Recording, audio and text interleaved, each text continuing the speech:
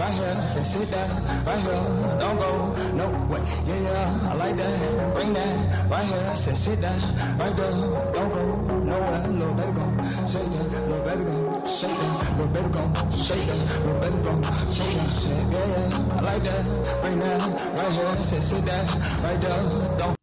Welcome back. We back with another reaction video. Reacting to another Justified by Jury video. The unfortunate demise of Andre Braugher.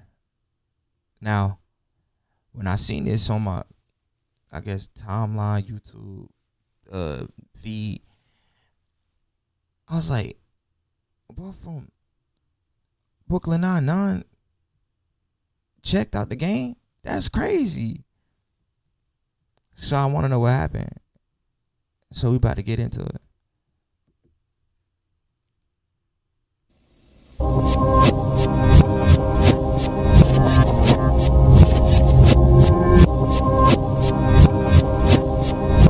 In the entertainment industry, you can break records, give Emmy-winning performances, and achieve numerous accolades, yet still be made to feel like it's never enough, as the road to success is never ending.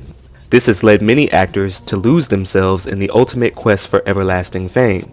But Andre Braugher, whose commanding presence captivated audiences worldwide, never let his talent or the notoriety overshadow his love for his family and his community.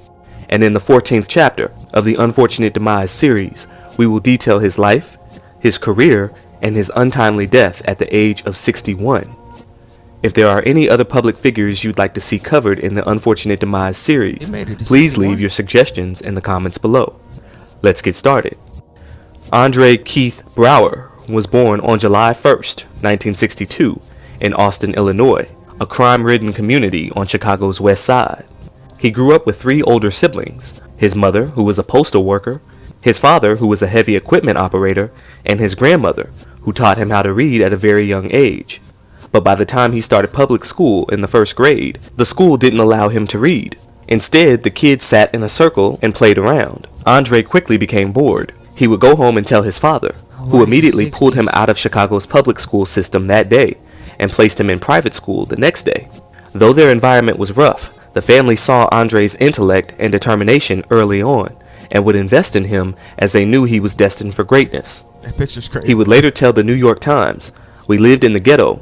I could have pretended I was hard or tough and not a square, but I wound up not getting into trouble. I don't consider myself to be especially wise, but I will say that it's pretty clear that some people want to get out and some people don't. I wanted out."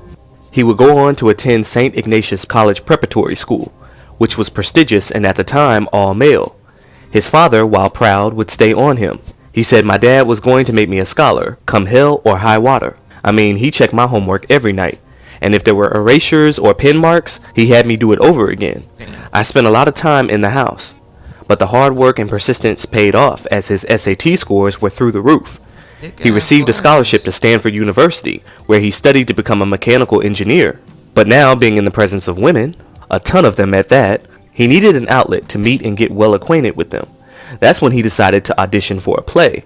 And after landing the role and performing the parts, Andre quickly fell in love, not with the women on set, rather with acting as a whole. He said that the process invited you to... Bro, he took off the glasses and it changed up his whole swag, bro. He went from lame to debonair, bro. I ain't gonna lie, that haircut is still... You need to shape up. Those didn't exist in the 80s, 70s, wait. 80s. What are we doing? Got a butt chin. RP. To explore the whole host of forbidden emotions and get compensated for it. Afterwards, people stood up and clapped. I began to realize that my fun, my enjoyment, my love life, and my emotional freedom were founded in the theater. And Andre was a beast at tapping into those emotions, and became known for the stern, bold intensity he added to each role, an essence that he captured effortlessly. He became more involved with college productions and would eventually change his major to drama, which today is called Theater and Performance Studies. But all of this would lead to a rift between him and his father. His dad said, "We got dancers and singers in our family, and that crap doesn't go anywhere. Name me some black actors earning a living." And Andre tried to throw in James Earl Jones and Sidney Poitier, but his dad said, "They're superstars. What are you going to do? Juggle and travel the country?" But after seeing Andre's performance in the school's production of The Emperor Jones, he was enamored with his son's acting talents. He then told Andre, "You did a damn good job, and I'm proud of you."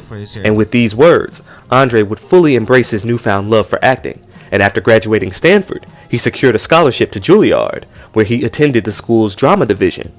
Over the next 4 years, while studying and perfecting his craft, he held down several jobs like working at a bank, being a waiter, and he even drove a taxi at one point.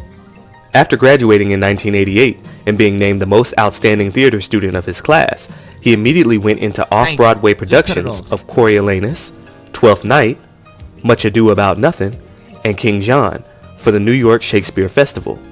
Following this, Andre would audition for and land a role in his first film, the American historical war drama, Glory, which was the first major motion picture to tell the story of black U.S. soldiers fighting for their freedom from slavery. First film, the American historical war drama, Glory. Yo, it look like Gilbert Arenas. There's no way. Which was the first major motion picture to tell the story of black U.S. soldiers fighting for their freedom from slavery during the Civil War. It featured Denzel Washington and Morgan Freeman. Hey, let me tell you. Shut up, Trip. You get up off me, snowflake. Can't you see that he's mute? He what? He's mute. You mean this child can't talk? He's mute. What's your name, right? I had never done a film before, and I didn't know anything about filming. I didn't know what a mark was. I didn't know how to match my actions. I didn't know what a close-up was. And, you know, this was on Glory, and Denzel Washington and Morgan Freeman really put their arms around my shoulders and led me through the process of how to work with the camera, how to understand how to bring out my performance, how to modulate it, you know, for the camera. And I'm forever grateful for that. I mean, our careers have gone in a million different directions, and I haven't worked with either one of them since 1989, but they were part of the foundation of my career in film and television. And so I'm very grateful to them today for what they did in 1989. The film was a success and a staple in black entertainment history. I know we all watched that movie in school. Denzel would receive an Academy Award, a Golden Globe Award, and an NAACP Award for his performance in the film. And even the film's score received a Grammy Award. However, for film newcomer Andre Braugher, though he received praise and recognition for his performance, this didn't translate to him receiving a ton of scripts for big films. Maybe his accomplishment was seen as beginner's luck. Who knows? But the scripts that he did receive were less than ideal, and he turned them all down. He told the Chicago Tribune, "For lack of better words, I got a lot of N-word scripts, basically portraying stereotypical, unhuman, uncomplex, thick-lipped, long-limbed heathens. I get those and I throw them in the garbage can. I am a member of a very complex and rich valued race. I just don't buy seeing lies about my race perpetuated." With things not shaping up in the way of big screen productions, he decided to focus his efforts on television, and this would ultimately become his bread and butter. He would go on to star in ABC's Kojak movie series, 5 of them to be exact, playing Winston Blake, a young detective assigned to Kojak's command. From there, he would star in several other TV films like Murder in Mississippi, Class of '61, Terror in the Towers, and Somebody Has to Shoot the Picture. With his firm, commanding presence, the majority of his roles were portraying a man wearing some kind of uniform. That's just his niche, and he had it down to a T. But he also enjoyed putting his own spin on things. He said, "I just can't do one-dimensional roles. If the role is sweet, I want to turn it ugly. If it is ugly, I want to turn it sweet." He would also star as Jackie Robinson in The Court Martial of Jackie Robinson, before landing his most critically acclaimed role at the time as Detective Frank Pimbleton in Homicide: Life on the Street. And while the show featured an ensemble cast, it would be Andre who emerged as the breakout star. Come out. They call him brilliant. You shot him, didn't you? They call him TV's best actor. She's the killer. This is my case. Did you say I'm nothing? Lies, lies, lies! He who loses control loses. Giving the performance of the year, he's Andre Braugher. If there's anything you left out, He's on Homicide, Fridays on NBC. For filming, Andre would move to Baltimore, a city that he would grow to love and cherish. He would hold down the role for 6 seasons, and in between performances and rehearsals, he would make visits to inner city schools to connect with the youth. Now, he had done the same thing whenever he would visit the youth from his old neighborhood in Chicago, because as he put it, I'm equal to any other child who was born on July 1st, 1962. But while he represented an image of hope, he always kept it 100. He said kids don't like to be lied to. They're lied to from the minute they're born till the day they die. Kids don't like it. They're always saying, well, that just ain't true. So I go to these kids and I tell them the truth. I tell them that their city enjoys a high murder rate, and that they're likely to be the victims, and that their brothers and sisters are most likely to be the perpetrators.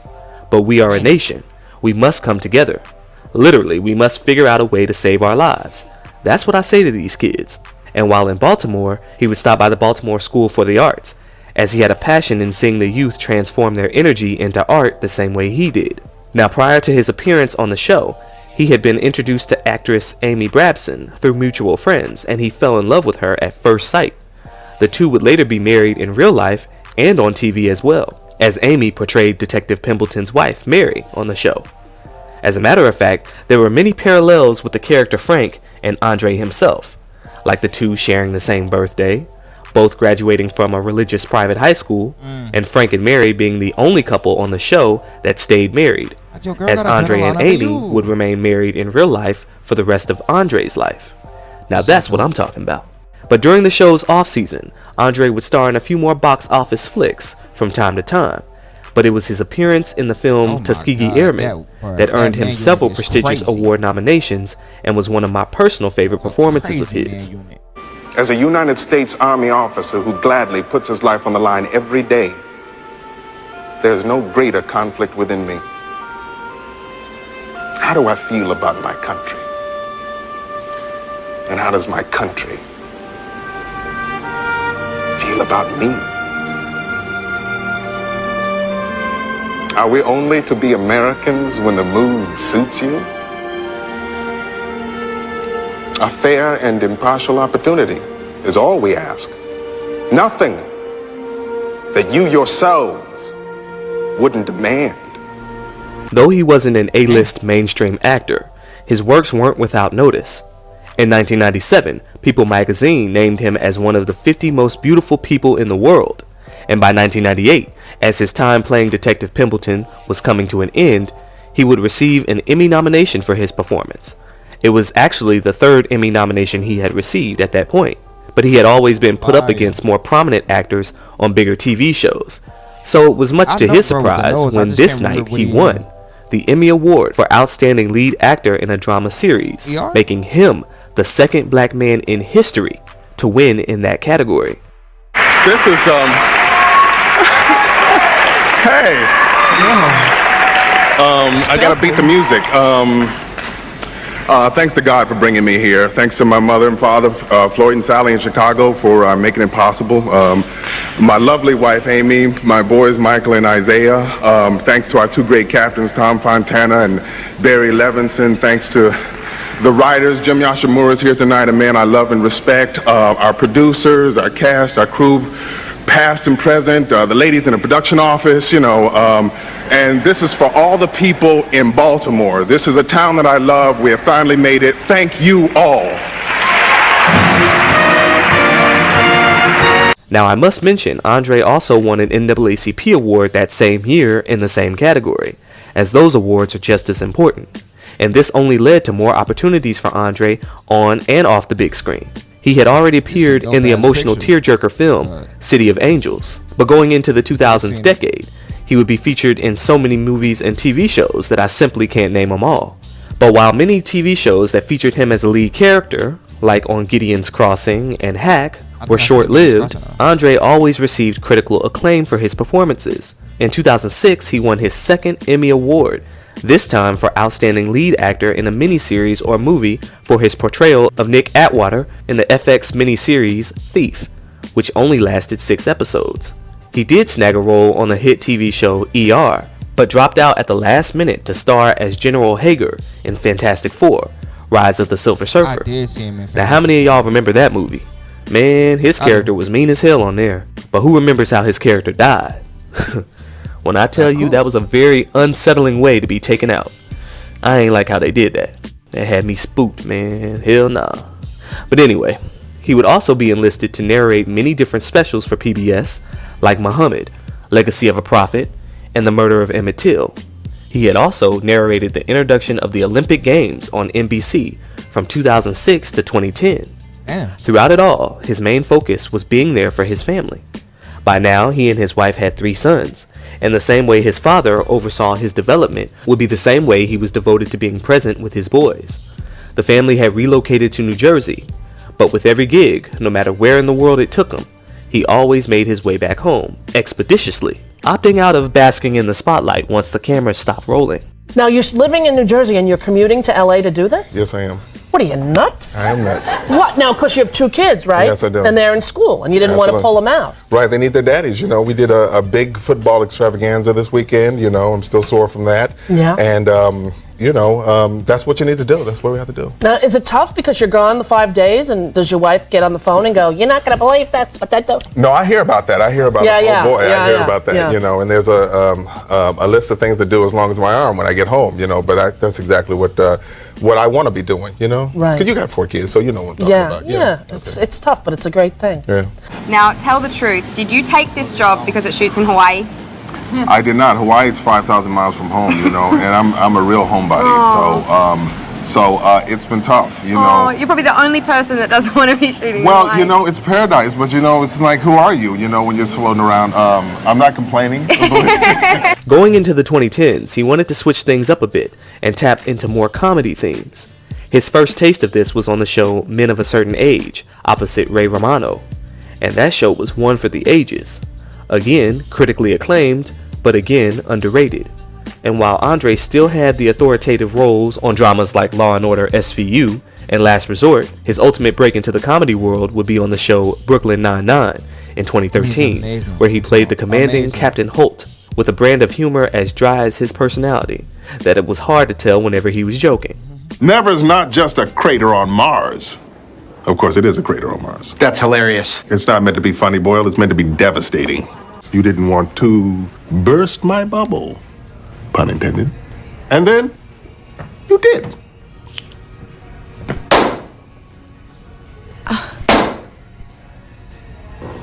So nice of you to greet us, Madeline. I thought surely you'd still be crushed under that house in Munchkinland. Sticks and stones, Raymond. Describing your breakfast? Works! I've never been more proud of you for anything in your life. I mean, I've solved a lot of cases for you, and yet crime has continued. Andre won fans over with his delivery and quickly became a beloved fan favorite. I feel as though my mind is expanding. I mean, my capabilities as an actor, my ability to mine the comedy is really rising up for the first time in my life, and so I'm really happy about this stage, being a part of the show. From 2013 to 2021, Andre would appear in over 150 episodes, making this his longest role ever. But even with comedy came a need to touch on serious topics. With the public outcry against the slayings of unarmed black men and women at the hands of law enforcement, the demands for cop shows to at least address its role in perpetuating the heroic cop narrative without any nuance became more persistent among the viewers. And Andre, who was never one to shy away from issues within his community, was here for it, though he felt he hadn't been as upfront about the issues as he could have been. He told Variety, "I look up after all these years of playing these characters and I say to myself, it's been so pervasive that I've been inside this storytelling and I too have fallen prey to the mythology that's been built up." He said it's almost like the air you breathe or the water that you swim in. It's hard to see, but because there are so many cop shows on television, that's where the public gets its information about the state of policing. Cops breaking the law to, quote, defend the law is a real terrible slippery slope. It has given license to the breaking of law everywhere, justified it, and excused it. That's something that all cop shows are going to have to collectively address. Now, as Brooklyn Nine-Nine would incorporate more serious topics, as the show switched networks from Fox to NBC, Andre would make several more appearances, like in films Emily and Tim alongside Felicia Rashad, which explores a couple that changes different ages and races at different points in time to give a worldview perspective on love and relationships, which I thought was kinda neat. He also appeared alongside several other Emmy-winning actors and actresses in ABC's live remake of an episode of Good Times, which was hosted by Jimmy Kimmel in 2019. Yes, over there. Can I use the bathroom? Yeah, you don't have to ask me, just go. Yeah, but don't I need a key? Oh, yeah. Who has the bathroom key? Sorry, Seth, I forgot I had it. All right, guys. We need to remember we only have the one key, all right? In early 2020, he began rehearsing with Deborah Messing for a new play called Birthday Candles, which would have marked his first time on Broadway, as up to this point his theater productions were off-Broadway, which basically means a show with less than 500 seats. But as the Rona was making its way to the US, he consulted with his wife, and they ultimately made the decision for him to drop out. He said it was clear by that time that guys like me have a bullseye on our back. I'm 58, I'm overweight, and I have high blood pressure. So it was time to just bow out, which is unfortunate. But the wisdom of that became pretty apparent a couple of weeks later when all of New York officially shut down. He then went on to say that the counsel of his wife was paramount. We're like-minded. We grew up in similar neighborhoods, we share the same values. She knows me like the back of her hand, and I'm grateful for that. I made a choice along the way that Amy and the boys were too important to not spend quality time with. Both the health crisis and the democracy crisis that we're going through right now demonstrate to me that there is no substance in the bling. The focus on celebrityness, it's not real. So I just chose in my own way to sort of drop out. 2 years later, and after the pandemic ultimately sealed the fate of Brooklyn Nine-Nine after 8 seasons, Andre would go on to star in the last season of the show The Good Fight, before it too had ended. By early 2023, it was announced that Andre and several other acclaimed actors would begin filming a murder mystery series called The Residence Inside the Private World of the White House, set to premiere on Netflix. But after filming only 4 episodes, production would be suspended by the 2023 Hollywood labor disputes, which consisted of strikes of the Writers Guild of America and SAG-AFTRA. They said, y'all ain't paying, so we ain't filming. This went on for 6 long months until an agreement was met on November 9th, 2023. With this, production into the show was set to resume filming on January 2nd, 2024. But on December 11th, 2023, Andre Braugher would pass away after a brief illness. It was later revealed that he was diagnosed with lung cancer just months earlier, but it was too late in the stages. As a matter of fact, according to the American Lung Association, 1 in 16 black men will be diagnosed with lung cancer in their lifetime, and black men in the US have the highest death rate from lung cancer, as black Americans are less likely to be diagnosed at an early stage, and even less likely to receive surgery or any kind of treatment for lung cancer at all. Now, Andre had picked up smoking at some point early in his career, but stated that he had quit smoking by around 2010. Utterly shocked with grief, thousands of tributes would pour in from people who went to school with Andre, from fans, and from numerous celebrities who had worked with Andre over the years. But one of the most touching tributes came from actor Sterling Brown, whose path followed a similar trajectory as Andre's. And when he became the 3rd black man to win an Emmy in the same category as Andre, he gave him a shout out. 10 years ago, Detective Frank Pemberton held this joint, as impeccably played by Andre Braugher. I just want to say, Mr. Braugher, whether it is at Stanford University or on this Emmy stage, it is my supreme honor to follow in your footsteps. The passing of Andre Braugher, who was one of my favorite actors and somebody that I've looked up to my entire acting career. A lot of people don't know this, but he is a Stanford graduate, as am I. From the time that I was a freshman at Stanford University, people would talk about, yo, you could be like Andre Braugher. And I would watch Glory, and I'd watch Homicide: Life on the Street, or, City of Angels, whatever it was. And I was like, man, this guy is great. And people compare me to him. Like, that's really, really cool. I only got a chance to work with him one time on an episode of Brooklyn Nine-Nine, and it was awesome. And then in between takes, we would just talk. We would talk about what his journey through this career has been, what he'd seen me do. He would give suggestions, and having mentorship in this industry for a black man, it's few and far between. There's not a whole lot of them out there. And he's gone too soon. More than just what he was as an actor, him as an individual, as a person. You know, Brooklyn Nine-Nine shot in LA, and his family lives in New Jersey. And every week, he would get on a plane, and even if his scene was the last one on Friday and the first one on Monday, he would go home and he would see his family.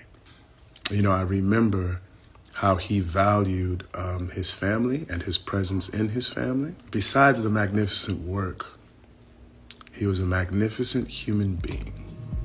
In an official statement from his family, they asked that donations be made to the Classical Theater of Harlem, where Andre had become a board member in 2019, bringing the theater to life for young people. He always looked out for fellow up-and-coming actors and performers. Still, it seems like he didn't receive all the accolades he deserved. Being nominated for 11 Emmys over 30 years and only winning 2 barely encompasses his talents as an actor. But even in death, the coverage was minimal. But despite however it seems on the outside, Andre lived a fulfilled life. He got to live his dream, chase his passion, and had a beautiful family with whom he still was able to spend much of his time with. And that is truly a life well lived. Rest in peace to the legendary Andre Braugher, man. Thank you for your contributions to TV and movies. Now it's unclear what will come of his final performance in the murder mystery, or if they'll keep his character in the Netflix series at all. But in the meantime, this is Justified by Jury. Y'all know how to hit that like, and y'all know how to hit that subscribe. If you want to, do so, and I will catch y'all in the next video. Can we just get a moment of silence for a great actor, regardless of where it's just a great actor in general?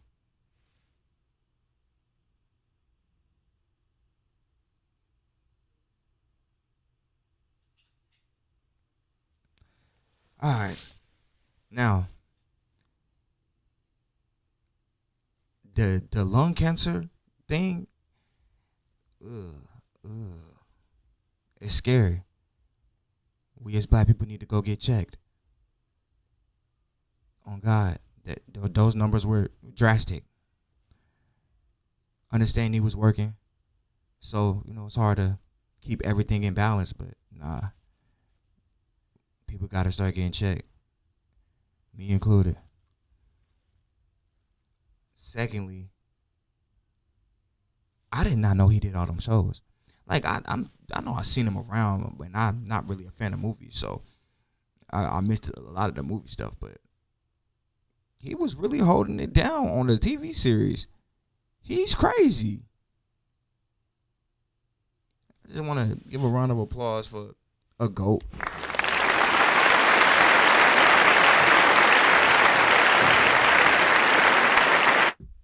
He did that. He spent his time on this earth very well. Had a family, stayed committed to his family. Got to do what he loved to do. That's a great story. That's all anybody could really ask for. With that being said, this is the end of the video. Make sure you like, comment, subscribe, and share the video. And I'll catch you in the next one. Stay safe, y'all. I'm a cowboy, can't stop me, ain't to live is to conquer. All this pain got me feeling accomplished. See, this game turned me into a monster. Hey, I'm a cowboy, can't stop, to live is to conquer. All this pain got me feeling accomplished. See, this game turned me into a monster. I'm a cowboy, can't stop, can't stop. Hey, all that pain got me feeling jaded. Many with your rope when to make it. Still plugged into the mix, but lagging out before the update. Drop back in, different time, same location.